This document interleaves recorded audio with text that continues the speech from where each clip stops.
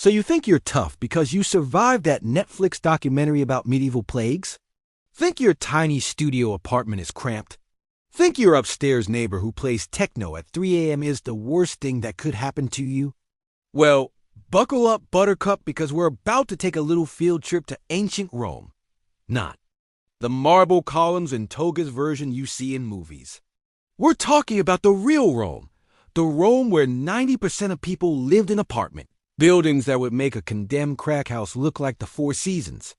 Welcome to the INSULAE, Rome's version of affordable housing. Except nothing was affordable. Nothing was safe, and survival was basically a coin toss between structural collapse, fire, disease, and your neighbor's chamber pot landing on your head. This isn't Gladiator. This isn't HBO's Rome with all those pretty actors. This is the gritty reality show where the grand prize for lasting 24 hours was not dying horribly. And spoiler alert, most people didn't win. Picture the worst apartment building you've ever seen. Now, imagine it was designed by someone who thought safety regulations were just suggestions. Now, imagine it was built by contractors who learned construction from a YouTube video that kept buffering. Congratulations. You're now standing inside a Roman insula. These towering death traps were thrown together faster than a college student's final project. Cheap wood, crumbling brick, and concrete that had the structural integrity of wet cardboard. We're talking about buildings where the walls were barely 8 inches thick. That means your neighbor's midnight sneezes weren't just audible. They were practically in surround sound. The building code said don't go higher than 70 feet. Roman landlords heard that and said, hold my wine.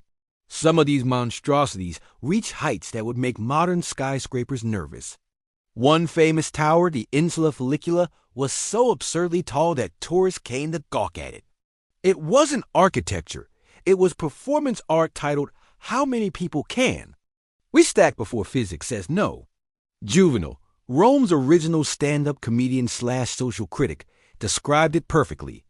We sleep soundly in ruins about to collapse. Translation: your landlord slapped some duct tape equivalent on a massive crack and called it a renovation. Move-in ready? They'd say, more like move out before you die ready. And if you were unlucky enough to live on the upper floors, congratulations on your new workout routine. No elevators existed yet, so every trip home was like climbing Mount Vesuvius with groceries. Hauling water buckets up 5 flights of stairs wasn't just exercise. It was a daily reminder that gravity was not your friend. The higher you lived, the closer you were to heaven. Not spiritually, literally. Because when these buildings collapse, and they did collapse regularly, the folks on the 6th floor were the first to meet their maker.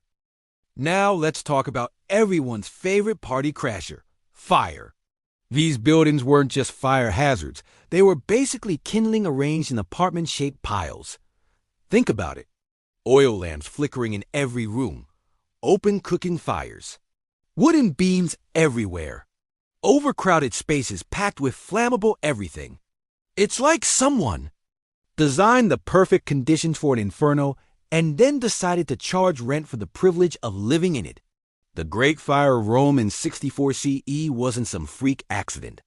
It was the inevitable result of turning an entire city into a giant bonfire waiting for a spark. When it happened, entire districts of INSULAE vanished faster than your paycheck on rent day. Nero might have played his fiddle, but the INSULAE provide the soundtrack of screaming and collapsing timber. But here's where it gets really fun. Meet Marcus Licinius Crassus, history's first disaster capitalist and the human equivalent of a vulture wearing a business suit. This guy ran a private fire brigade. Sounds civic-minded, right? Wrong. Crassus's business model was simple. Show up at a burning building, offer to buy for pennies on the denarius, and if the owner refused, stand back and enjoy the barbecue. Imagine calling 911 and the fire department saying, "We'll put out the fire, but first, how much are you willing to pay for your house to not burn down?" That was basically Crassus's entire business model. He became one of the richest men in Rome by being history's first arson, adjacent entrepreneur. Even when your building didn't become a citywide inferno, small fires happened constantly. Living in an insula meant going to bed every night playing Russian roulette with combustion. Sweet dreams, try not to wake up as a human torch. The Romans eventually created firefighting brigades called vigils. But by then, most of the poor neighborhoods had already burned down at least twice. It's like inventing umbrellas after everyone's already drowned. But wait, it gets worse. Because not all insula residents suffered equally. No, the Romans had managed to create a pecking order even in absolute misery. It's like ranking different types of food poisoning. The ground floor was the penthouse of poverty. You had shops at street level, which meant actual natural light, and the revolutionary luxury of not having to haul water up multiple flights of stairs. Sure, you still lived above a blacksmith who started hammering at dawn, but at least you had running water. That made you basically the Jeff Bezos of tenement living. But climb those stairs, and each step was like descending into deeper circles of housing hell. Second floor? Still pretty decent. Third floor? Now you're carrying your own water. Fourth floor? Hope you enjoy the daily CrossFit workout of hauling buckets while questioning your life choices. Fifth floor and above? Congratulations, you were now camping. Literally camping under roof tiles with your entire family crammed into a space smaller than most modern walk-in closets. We're talking about rooms so small that when you stretched your arms, you could high-five both walls simultaneously. These top-floor apartments were basically medieval college dorms, except somehow worse. Whole families, parents, kids, grandparents, probably a goat all sharing a single room with walls so thin you knew your neighbor's bathroom schedule better than your own. The social stratification was brutal. The higher you lived, the poorer you were, and the more likely you were to die in creative and unpleasant ways. It's like a twisted game show where the consolation prize was malnutrition, and the grand prize was not falling through your floor. And privacy? That's cute. With walls thinner than medieval toilet paper. Your neighbor's domestic arguments weren't background noise, they were interactive entertainment. You'd know who was cheating on who couldn't pay their debts, and exactly what everyone had for dinner based on the sounds coming through the walls. Now, let's flush out the details about Roman plumbing. And by flush, I mean there was no flushing. There was barely even plumbing. Most insulae weren't connected to Rome's famous sewer system, that engineering marvel you learned about in school. Yeah, that was for rich people's houses and public buildings.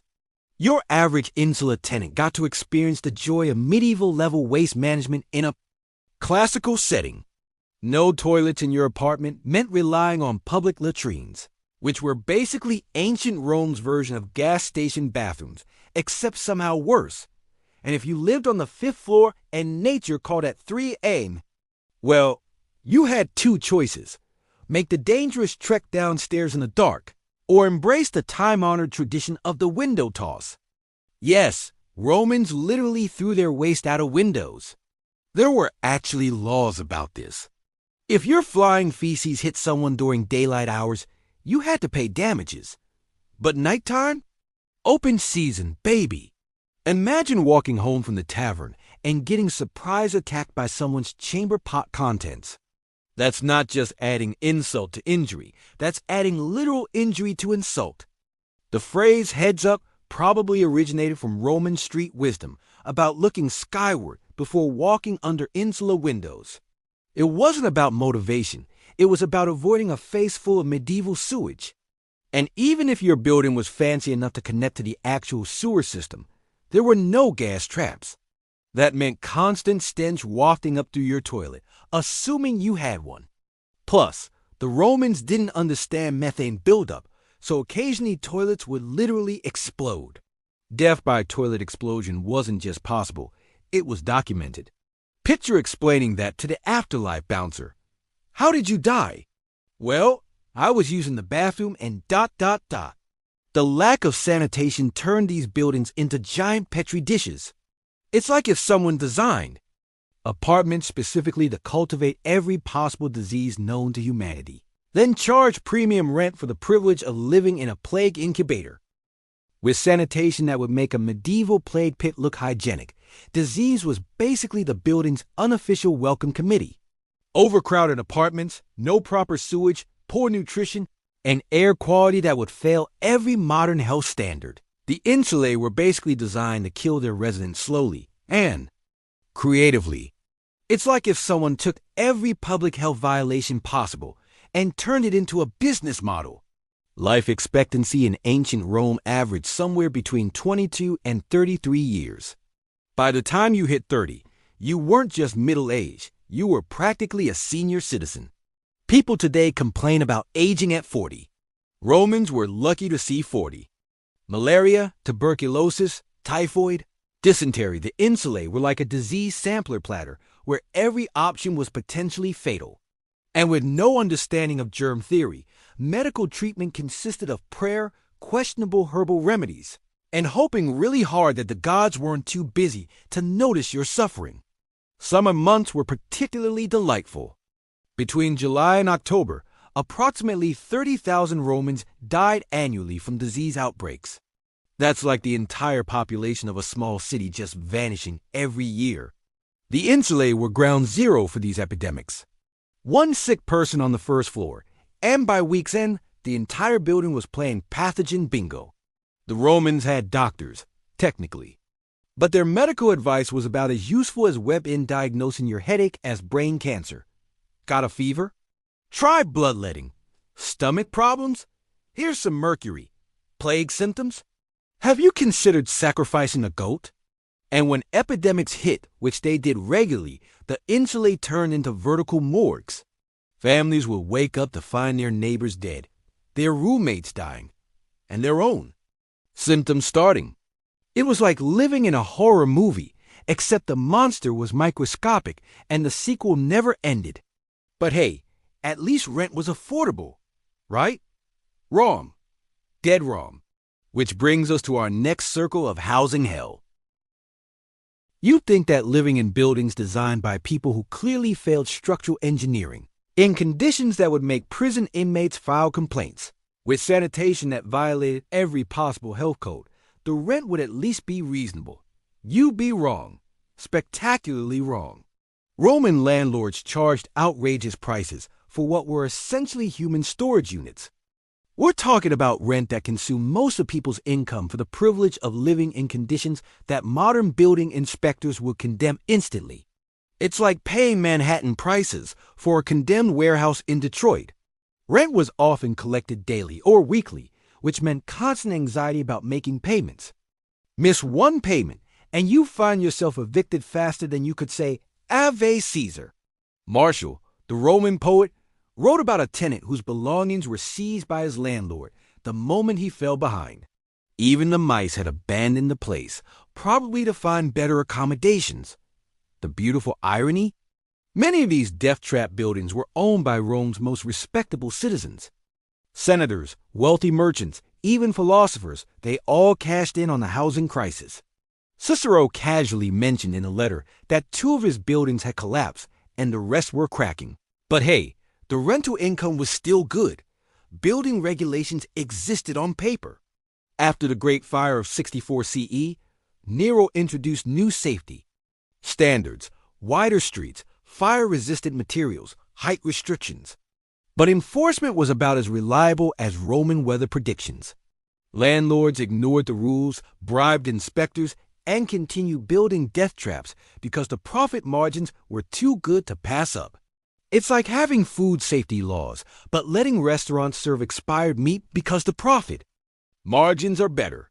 Except in this case, the expired meat was your entire living situation, and food poisoning meant structural collapse. Crassus, our favorite disaster capitalist, made most of his fortune through real estate speculation in these exact buildings. Buy low after fires, rebuild cheap and fast, rent high to desperate. Tenants, rinse and repeat until you're rich enough to try conquering Parthia. Spoiler alert, that last part didn't work out for him. The housing market was so brutal that being homeless was sometimes preferable to renting. At least sleeping in the streets, you only had to worry about crime, weather, and starvation. In the insulae, You got all that plus structural collapse, fire, and explosive toilets. And then there was the noise. Oh, the beautiful, never-ending, soul-crushing noise. Roman cities banned wheeled traffic during daylight hours to reduce congestion. Smart policy, right? Wrong. It just meant that all the commercial traffic happened at night. Imagine trying to sleep while dozens of ox-drawn carts thundered down narrow cobblestone streets directly beneath your paper-thin floor. Juvenal complained bitterly about this. Show me the apartment that lets you sleep. In this city, sleep costs millions. For Romans, insomnia wasn't a medical condition. It was just Tuesday. The noise level was like living inside a construction site that operated 24 hours a day, except louder and with more animal waste. Street vendors started hawking their goods before dawn. Blacksmiths began hammering at sunrise. Tavern patrons sang drinking songs until well past midnight. And your upstairs neighbor apparently held dance competitions every evening featuring participants wearing iron boots. But wait, there's more. The insulae were typically built around courtyards that acted like acoustic amplifiers. Every argument, every crime baby, every domestic dispute echoed and bounced around the buildings like sound pinballs. Privacy was impossible when your neighbor's whispered conversations were audible 3 floors away. Add crime to this delightful mix. Districts like Subura were notorious for gambling, theft, prostitution, and general mayhem. Narrow alleyways, no street lighting, overcrowded buildings. It was like someone designed the perfect conditions for muggings and then charged tourist admission. Even Julius Caesar lived in Subura early in his career, though presumably not in a 5th-floor walk-up sharing a room with 6 strangers and a chamber pot. The area was so rough that armed guards were recommended for evening strolls. It's like if Times Square in the 1970s had a baby with a medieval battlefield. The combination of structural instability, fire hazards, disease, economic exploitation, and constant chaos created an environment where simply surviving another day was a legitimate accomplishment. These weren't homes, they were endurance challenges disguised as housing. If all this sounds exaggerated, like some kind of historical hyperbole designed for dramatic effect, the archaeological evidence says otherwise. The ruins don't lie, and what they tell us is somehow even worse than the literary accounts. In Ostia, Rome's ancient port city, entire blocks of insulae still stand today. You can walk through them, and what you'll find is genuinely disturbing. Rooms so small that modern prison cells look spacious. Staircases so narrow that moving furniture would have required disassembly.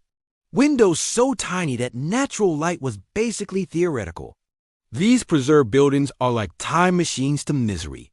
The walls are thin enough that you can hear tour guides talking 3 rooms away. The ceilings are low enough that anyone over average height would be permanently stooped. The overall effect is claustrophobic desperation frozen in stone and brick.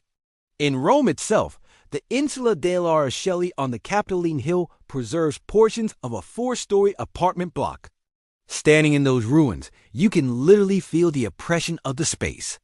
It's like visiting a monument to human suffering disguised as residential architecture. The archaeological evidence confirms every horrible detail from the literary sources. The thin walls, the impossible overcrowding, the structural shortcuts, it's all there. Preserved for posterity like a warning from the past about what happens when housing policy prioritizes profit over human dignity.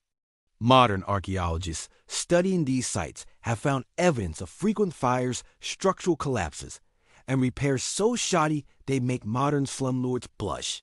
These buildings weren't just poorly constructed, they were actively dangerous. And everyone knew it. The most sobering discovery?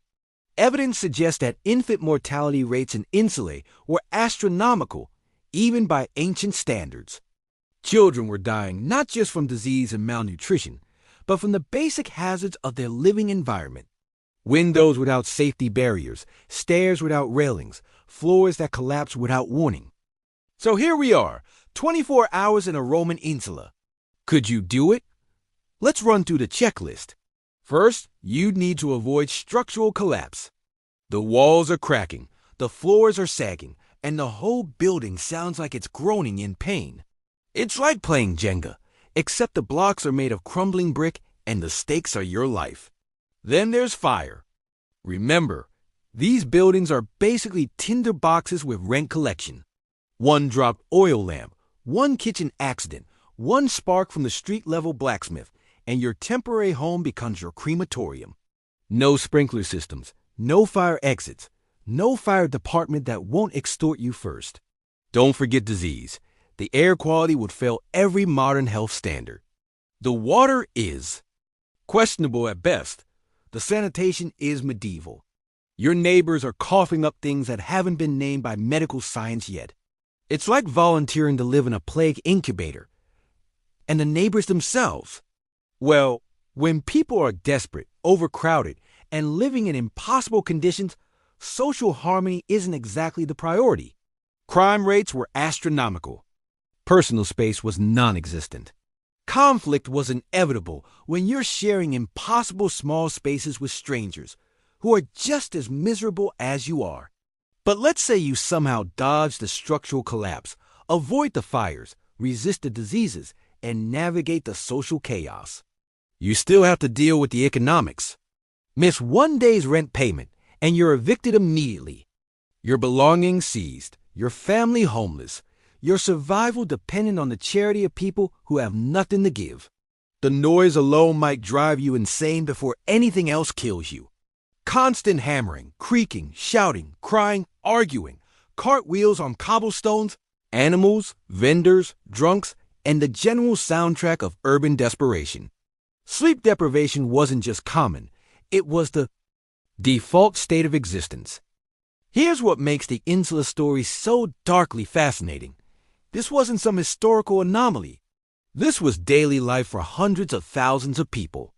The majority of Rome's population, the largest city in the world at the time, lived in these conditions by necessity, not by choice. These weren't homes. They were survival challenges disguised as housing solutions. Every day was basically a low-stakes version of the Hunger Games, except the arena was your apartment building and the entertainment value was zero. The wealthy Romans who owned these buildings knew exactly what they were doing. They were profiting from human desperation on an industrial scale. It's like if modern corporations could legally rent out condemned buildings to families and call it affordable housing. Actually, scratch that analogy. It's too close to contemporary reality to be comfortable. But somehow, people survived. Families raised children in these impossible conditions. Communities formed despite the chaos.